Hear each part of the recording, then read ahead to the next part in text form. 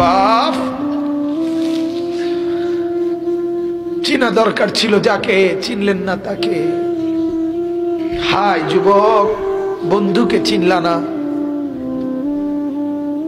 দুশ্মনকেই বন্ধু বানাইলা, দুশ্মনকেই বন্ধু বানাইলা। আপন বন্ধু যিনি তাকে চিনলা না, দুশ্মনকেই গ্রহণ করলা। চেহারায়, সুরতে, চলনে বলনে, আচারে উচ্চারণে বেঈমান যেভাবে সাজায় দেয়, তুমি তাকেই গ্রহণ করলা।